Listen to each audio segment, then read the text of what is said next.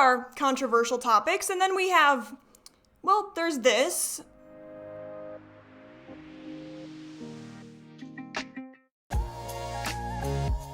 This content creator blurs the lines between action and play for entertainment. But Michelle, why is this problematic? Is a unconscious coping mechanism where an adult will regress back to the age of a child. What's this? It's not a What?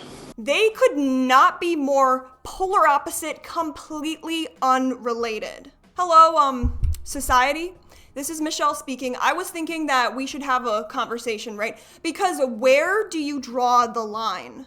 Side eye, blank stare. What? The way my smile faded? Kuddlekatt is a content creator known for regression content. I mean, we love that. Showing that due to trauma is a normal reaction is a good thing, right? I mean, we're helping to destigmatize, educate others, and Anyway, I better get this one home.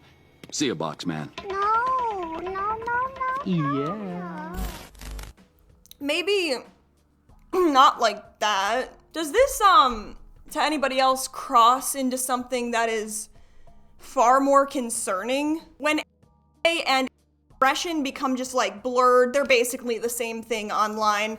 The consequences are unimaginable. Is this just harmful expression, or is this a dangerous gateway that caters to certain audiences? Shout out to Calda's Life because he made this video before, and mysteriously, meticulously, after he made his video, Kuddlekatt's content changed. But what is Kuddlekatt's intent? Today we'll be discussing how her content blurs the lines between regression and something far more concerning. So make sure to give this video a thumbs up, subscribe, and let's get into it.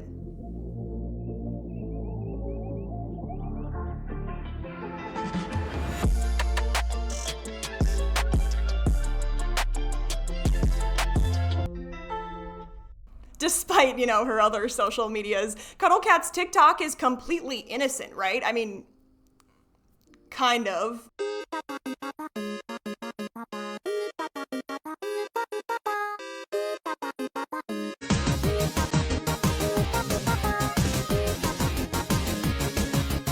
There's clips like this where she is, I mean, it just, to me, it looks a little bit like, I don't know, glamorizing aggression. Okay, I'm hearing you right now. Aggression is different for every person who experiences it. Some people might prefer, I don't know, a onesie, a binky, and, you know, the same cage that they use for adult purposes. I mean, don't get me wrong, because like 9/10 or more of her content is basically just educating about aggression and how it's a normal response some have to trauma. But even if one, okay, singular, out of 100 are like this one, it does make me question her motives. I don't say please, I don't say thank you, I just do what I want, and if you want to get with me, you better have what I want. I don't say please, I don't say thank you, I just do what I want. Apparently, the same outfit works for coping with trauma and your adult website. That is the pivot that I was not expecting. You go on this like seemingly at face value innocent TikTok, and then you go onto Twitter and it's like, well, that's a parallel universe. Okay, quick crash course. Age happens when somebody mentally reverts back to a younger age, usually due to stress or trauma. The age you regress to can be from 0 to, I don't know, infinite. I mean, somebody who's 25 years old can age regress back to somebody who's 18 years old. It's not always about the exact age that you are regressing to, it's more about how you were feeling mentally and emotionally at the time. Okay, Michelle, hold up. But I have my Squishmallows. I love me some Lego. I love me the Bluey video game. Am I age regressing? Young Paladin. Is that like the correct Star Wars term? Liking kids stuff doesn't mean that you are automatically age regressing. Censoring myself at the moment, I am not a therapist. However, a lot of people like cute or nostalgic things without it being even remotely relatable to age regression. The internet's home of great information and absolute chaos. A lot of people explain age regression absolutely chef's kiss perfectly, while others, they blur the lines. So, lean in here. Creepy, ew. Why is Kuddlekatt's content so different from others who describe their experience with age regression? I mean, could it be that this is just genuinely how they experience it? Or is it more sinister? I mean this with utmost sincerity. It is not my place to judge how you process your trauma. But using the same, cutesy, strawberry shortcake, childlike content for your innocent and adult content, that is certainly a choice that you have made, my friend. This just, to me, I mean, who am I though, right? This doesn't seem like genuine education on age regression. It seems more like a very well-placed ad catering to an other audience. Ah, yes, ye age-old tradition. A lot of people who make content on adult websites will post things just suggestive enough on things like TikTok, Instagram, or Twitter in order to reel people into their adult content site. I mean, that's totally fine. That's a marketing strategy. We love that for you. Here, though, it is a little concerning. For science, I did a little bit of investigating on Twitter. I mean, X, I'm sorry, Mr. Elon. FYI, if you ever want to do any of this investigating, you will see things you cannot unsee. To each their own, though, obviously. We got some, what's this, BSM? Okay, no worries. And then what's this? The comment section. Ew, yes, it is very male-dominated. Lots of, princess this, and you look amazing, that. I do have to ask Twitter universe, okay, you do realize that she's cosplaying as a toddler, right? FBI, open up! Running an account where you talk about age regression, normal. Running an account where you advertise your OnlyFans, sure. But mixing them together while also making content that caters to age play audiences, that's not odd, that is sus. And I'm not talking about like the Gen Z cutesy sus. That is disturbing. If this really is about age regression, this is my question for Kuddlekatt. Why are we posting ourselves in the same exact outfit on our sites? For me, it doesn't exactly scream healing. It does in fact scream targeted branding. So what is this? Is this self-expression, trauma healing, really well-placed marketing? Because right now, in my head, I'm seeing a charcuterie board of mixing it all together. So we've already covered how at very face value, it seems like her TikTok is just about coping and educating. I mean, this is a great way to heal. It just took that one link in bio, Kuddlekatt, for my brain to short circuit a little bit and say, hey, wait a minute. It does seem like she understands this God help us demand and decided to cash in instead of keeping it personal. We could argue that she doesn't know what she's doing. That is interesting, a theory though, because what about the comments that she's getting on Twitter? I can't imagine she's not very aware of the comments she's getting and from whom exactly. Our brain processes trauma in ways that we might not even understand or realize, sometimes making us develop a But if you do have a don't worry, that doesn't inherently mean that you went through something so traumatic as a child and the only way your brain knew how to process it was by developing one.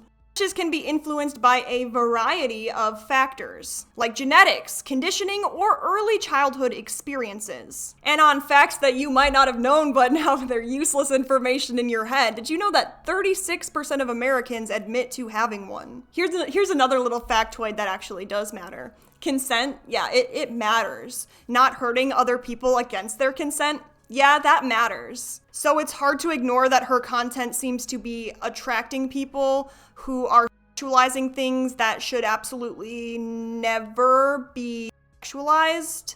Play. Some people see it as a completely normal kink, while others argue that it does push ethical boundaries, especially when you factor in the role of trauma and power dynamics. Either way, when you look at these spaces, you will notice a pattern. They're full of men who seem a tad too comfortable taking advantage of vulnerable women. Happy Monday. I'm ready to catch every drop of whatever you have to offer.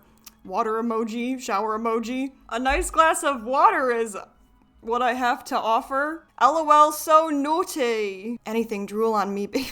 When it's age play, you could argue that it's acceptable, but when it's age regression, absolutely never. Another interesting aspect of Kuddlekatt's content is her carer, someone who takes care of you while you're regressing. But things also, they just get confusing and make my brain do a flip-flop 360 because that's the same person in your BSM videos. Got him! I mean, that is fine. They're there for you during your age regression and also during your BSM fantasies.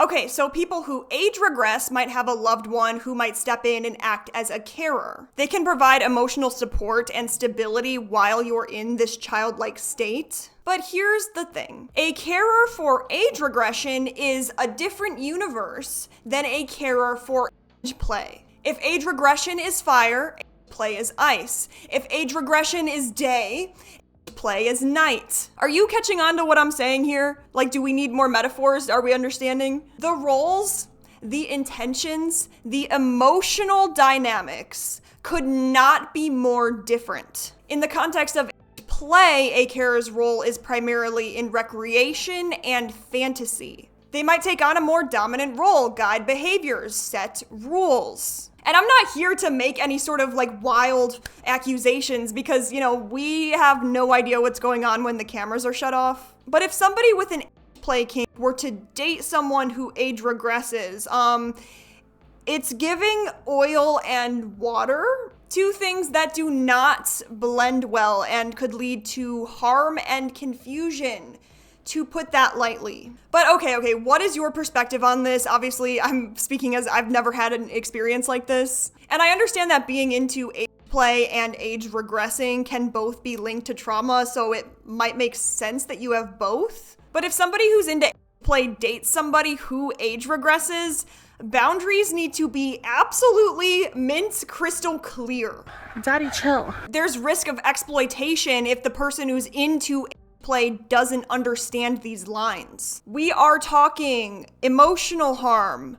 We are talking manipulation. Not to mention, all of this aside, this is where younger audiences, a vast majority of TikTok's users come into play. Okay, picture this. You are a teenager and you're scrolling around TikTok on your For You page and you find this curated version of age regression. They're watching it and they're like, do I age regress? They definitely don't. Or, maybe they do. And it's just like, what do I do about this? Maybe, well, they have a caregiver, so maybe I need one too. I mean, you can just connect the dots, how harmful this could be. I don't know, the issue isn't with the content, it's more with these lines that are being blurred. Whether or not this is intentional, it can put vulnerable people at risk. Content like this risks mixing two extremely different dynamics. It can send dangerous signals about consent, safety, and emotional well-being.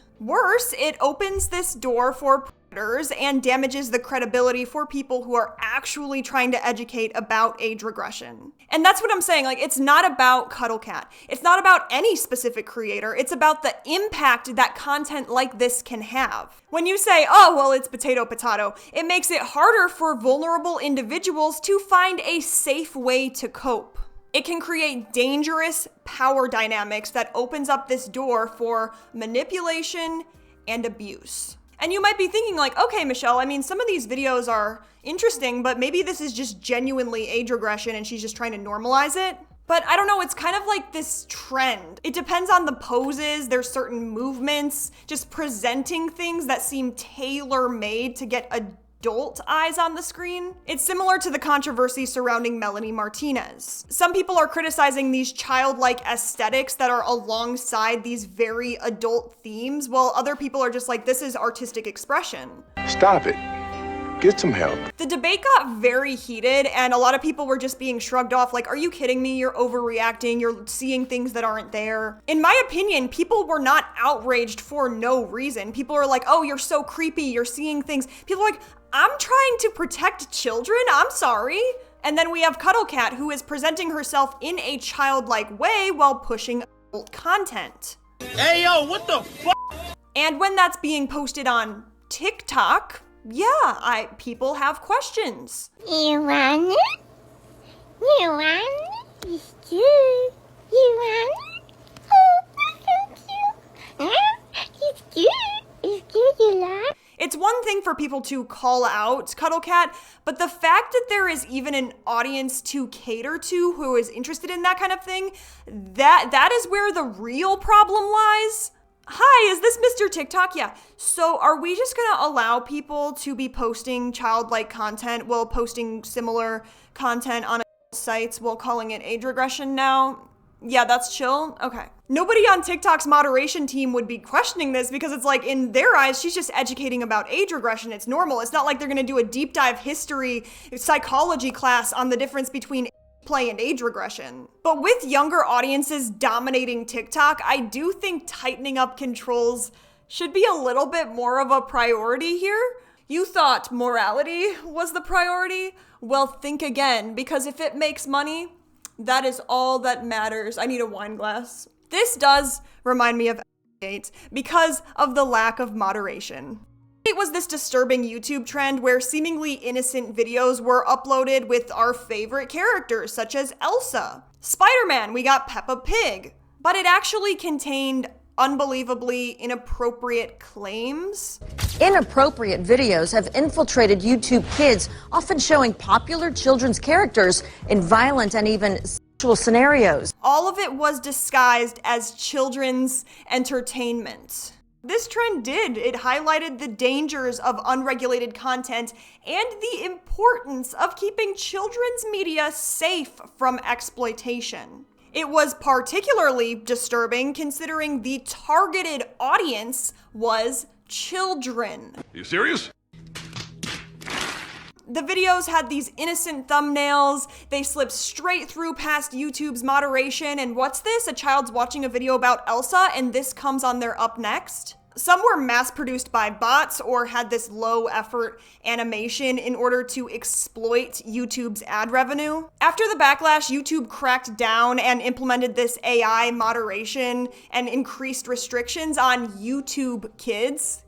But as we can see today, the issue still exists, persisting on, what's this? TikTok. Just like Gate, teens might come across Kuddlekatt's content and they think, oh, this is innocent, and they don't understand the dangers lurking behind it. It just sucks because you could be put into this position that you were never supposed to be a part of, could have been completely prevented, but wasn't. But like I said, this situation is tricky. I mean, okay, what if we start banning all sexualized content on TikTok? Okay, fine. What about if you show a little bit of cleavage? What is this supposed to be, like a public high school? You know what I mean? Oh, Sarah, you know, your spaghetti straps are showing again. And even if they did, you know for a fact that people would find out how to bend the rules and still make it work. And with Kuddlekatt's content, it's like, okay, but if you're watching it at face value, at what point does it become sexual? I mean, just my opinion. Okay. Just my opinion. Okay. But it seems a little bit obvious that there are some adult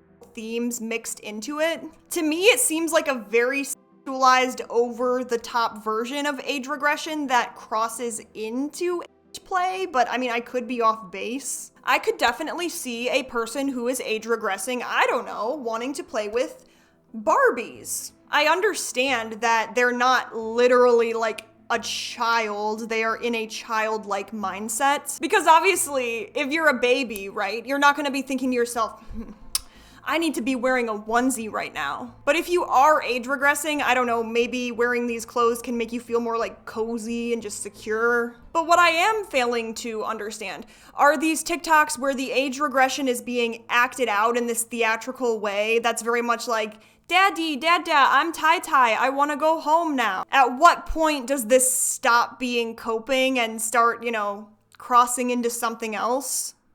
Who's a good girl? Me. Shake.